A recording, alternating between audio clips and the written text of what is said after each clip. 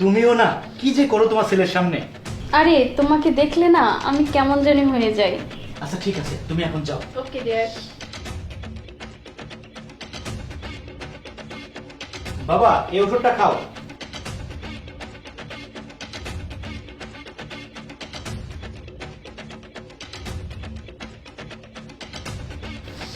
ঠিক আছে, কোনো সমস্যা হলে আমাকে জানাবে, আমি আসি সব সময়। ডাক্তার সাহেব, হ্যাঁ বলুন। আমার ছেলের কি অবস্থা? ও তাড়াতাড়ি সুস্থ হবে তো? আমার ছেলের এই অবস্থা দেখে একদম ভালো লাগছে না। আমার ছেলেকে খুব তাড়াতাড়ি সুস্থ করতে হবে। ডাক্তার সাহেব, আপনি আমার ছেলেকে একটু ভালো করে দেখুন, আপনি ওকে একটু তাড়াতাড়ি সুস্থ করে দিন। হ্যাঁ হ্যাঁ ভাই, আপনার ছেলে খুব দ্রুতই সুস্থ হয়ে যাবে, সব কিছু করতে পারবে, ও অনেকটাই সুস্থ হয়ে গেছে। আচ্ছা, আপনার মুখে সব কিসের তার? আমার স্ত্রী এখানে এসেছিল নাকি? না না, এইসব কি বলছেন? হয়তো অন্য কিছু লেগেছে, পরিষ্কার করতে হবে, আমি যাই। এখন কেমন লাগছে বাবা? মা আমার পানির গ্লাসে বিষ দিতে চেয়েছিল, আমি অন্য একটা গ্লাসে নিয়ে আসি। আমরা যা ভেবেছিলাম তাই ঠিক, মা আমাকে মারতে চায়। কোনো সমস্যা নেই বাবা, আমি বুঝতে পেরেছি কি হয়েছে। তুমি এক কাজ করো, তুমি মরার ভান করে এখানে শুয়ে থাকো, তারপর আমি দেখছি কি হয়। তুমি মরার ভান করে এখানে শুয়ে থাকো, তারপর আমি দেখছি কি হয়। শুয়ে থাকো। কি হয়েছে জাহিদ?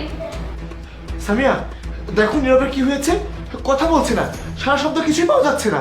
ও মাই গড, আমি এক্ষুনি ডক্টরকে কল দিচ্ছি, থামো। আপনি একটু বাইরে যান, বিষয়টা আমি দেখছি, তেমন কিছু হয়নি। আচ্ছা ঠিক আছে।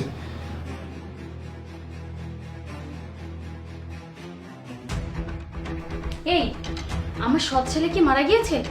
যাক, পথের কাঁটা পরিষ্কার। এসব তুমি কি বলছো সামিয়া? তোমার ছেলে তো সুস্থ ছিল, এমন তো হওয়ার কথা ছিল না। আরে এমনই হওয়ার কথা ছিল, কারণ ওর পানির গ্লাসে আমি বিষ মিশিয়ে দিয়েছিলাম, সেই বিষে ও এখন মারা গিয়েছে। এখন সবাই জানবে যে নীরব অসুস্থ ছিল তাই মারা গিয়েছে। তারপরে জাহিদ ওর ছেলের চিন্তা করতে করতে ও শেষ হয়ে যাবে, তারপরে সকল সম্পত্তি আমার হাতে চলে আসবে। ওর অসুস্থ হয় কাজটা আমার একদম সহজ হয়ে গিয়েছিল, এখন আমার রাস্তা ক্লিয়ার, আমি এখন ফ্রি। আরে তুমি এসব কি বলছো? তুমি তোমার স্বামী সন্তানের সাথে এসব করছো কেন? তোমার জন্য। আমি তোমাকে ভালোবাসি আর তোমাকে নিয়ে থাকতে চাই। আমি অনেকদিন আগে থেকেই চেষ্টা করেছিলাম নীরবকে সরিয়ে দিতে, আর আজকে সেটা হয়ে গেল। আরে তুমি তো তোমার স্বামীকে ডিভোর্স করে আমাকে বিয়ে করতে পারতে, এসব করার কি দরকার ছিল? আরে আমি তোকে বিয়ে করেছিলাম ওর সম্পত্তির জন্য, ডিভোর্স দিলে তো আমি কিছুই পেতাম না।